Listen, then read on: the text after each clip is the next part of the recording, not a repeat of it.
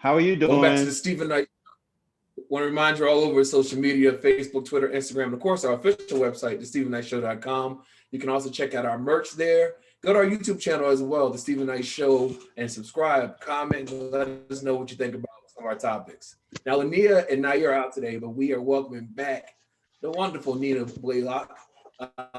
Nina, I'll let you tell people tuning in a little bit about you, your store, and everything. Awesome. Thank you guys for having me again. I had a blast the last time. I had lots of fun. I like being in the room or in the virtual room with great minds. Right. So again, my name is Nina Blaylock. My brand is With Love from Nina, or WLFN and Company, which is my parent company.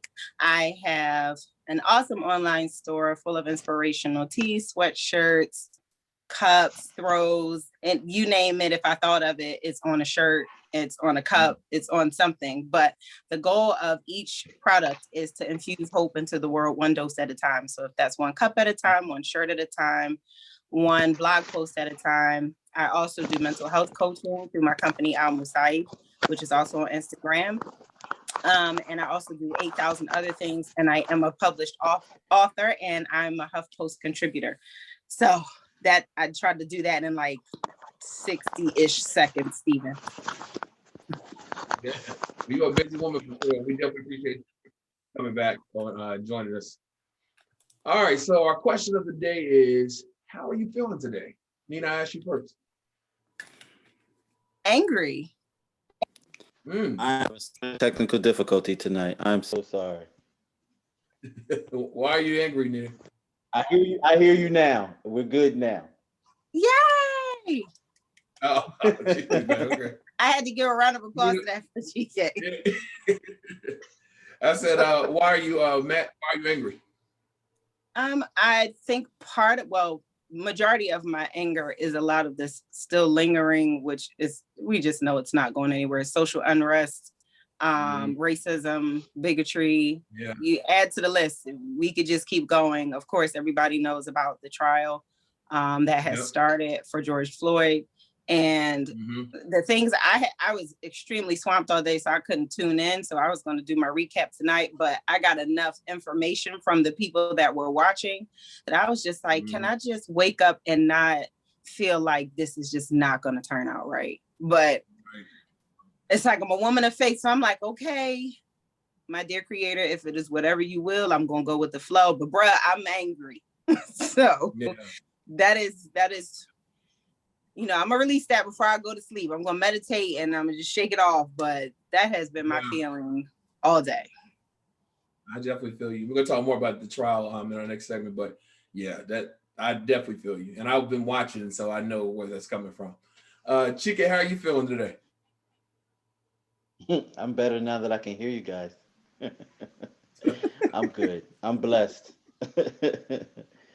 It was just seeming like I was being so unprofessional. I apologize for that. But anyway, yeah, I'm good, brother. Everything's good. That's good. Yeah. When I asked the question, wait a minute. Before we get started, can I just say this? I want to shout out to all the anesthesia techs in the world. This is Anesthesia Tech Week. And us working alongside the anesthesiologists. And, you know, we're in the airway. You know, this pandemic has been rough on the medical community, especially those people that have to deal with airway, in particular, respiratory anesthesiologists. You know, anyone that has to deal with the airway up close and personal, you know, more power to you. And I thank you for your service. Most definitely. Most definitely. Yes, absolutely. Yeah. Well, tweet us at home and let us know how are you feeling today. All right. So New York recently took the first step in a statewide effort to aid residents and return to various public venues and businesses.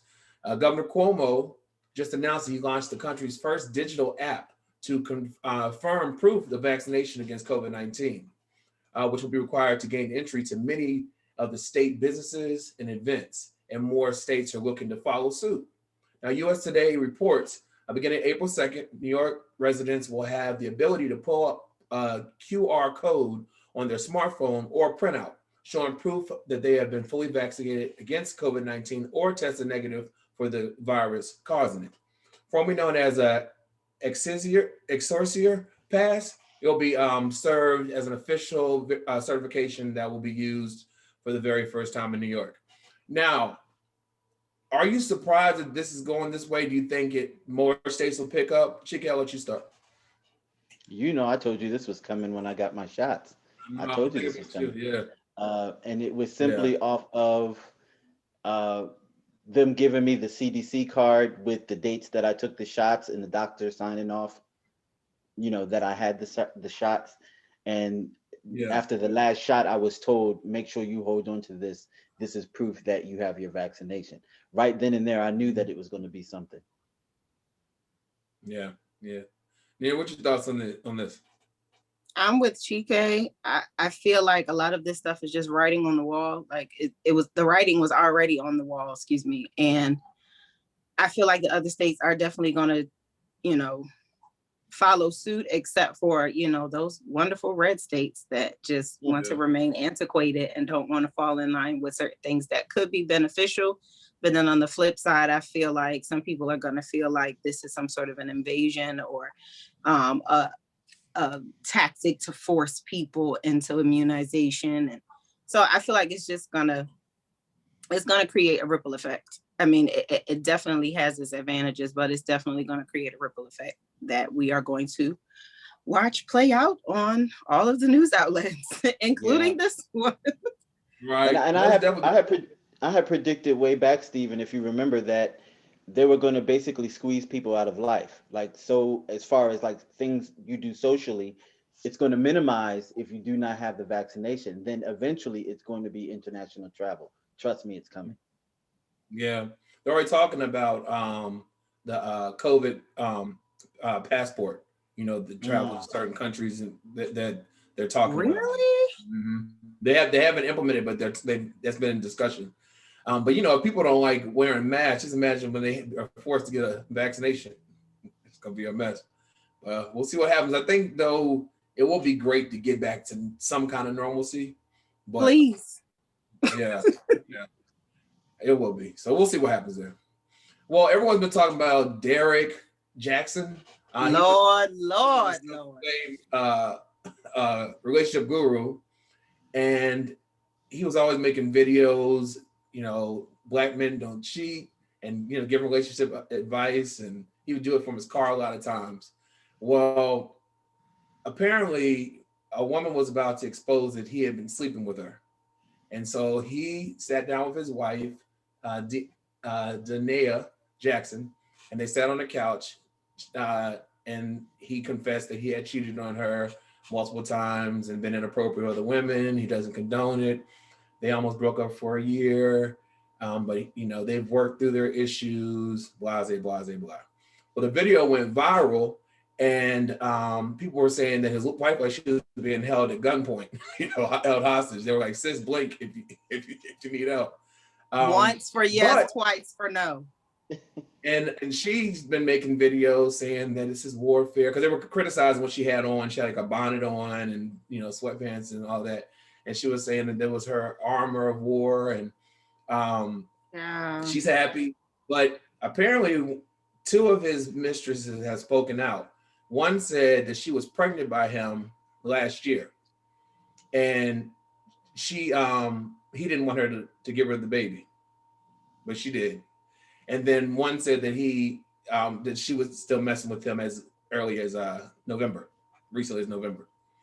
So who was getting COVID cookies? Well, this guru, will he be able to bounce back?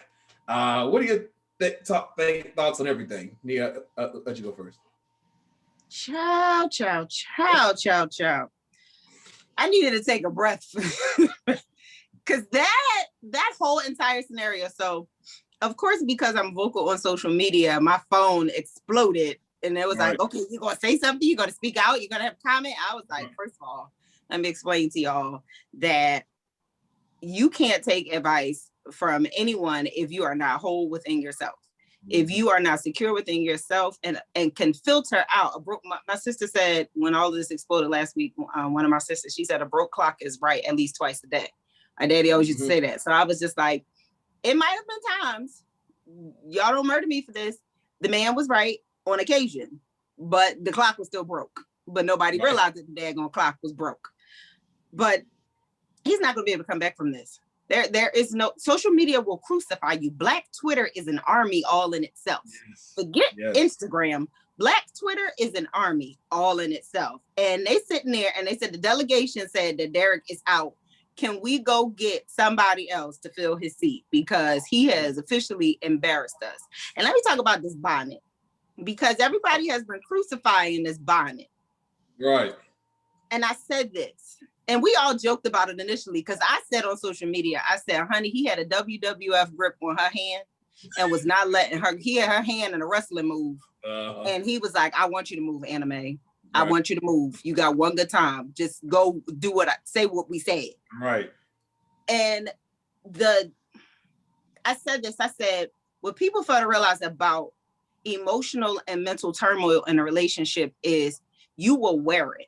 I understand that she feels like this is spiritual warfare. I come from a Christian household, so I understand principalities and dark forces and all of these things that work behind the scenes. No matter what your faith is, you know that there's something, you're taught something's working that you can't see. Mm-hmm. And you have a deciding factor in you that says, I'm gonna go with the good or I'm gonna go with the bad.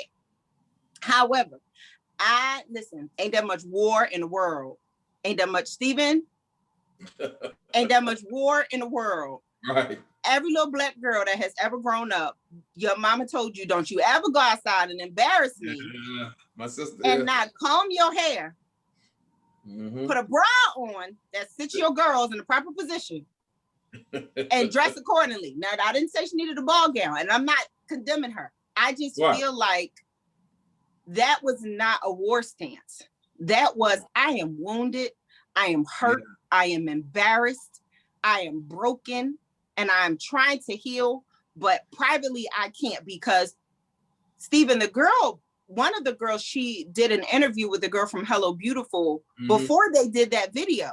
Right. And she indicated that she slept in their bed. Oh yeah. So they can you imagine? In the same bed the day you can sleep in. I was like, can you imagine being her?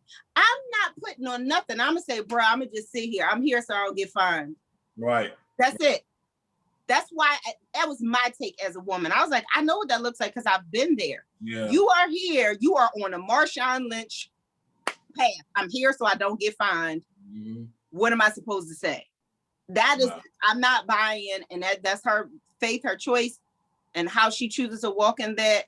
But I'm not buying that. I'm not buying that this was my war stance because even when I went to her page, I heard so much pain in her voice. And I saw so much pain and just brokenness in her eyes. And all I could say was, please, God, somebody, where's Ayana? Auntie, come on out and go and fix it. Yeah. Fix it, please. Because that whole scenario, it just goes to show you, we believe whatever somebody puts on social media. And if somebody says it, we believe it, we buy it up, we drink it. That man is a multimillionaire now because everybody bought all of his books. Yeah.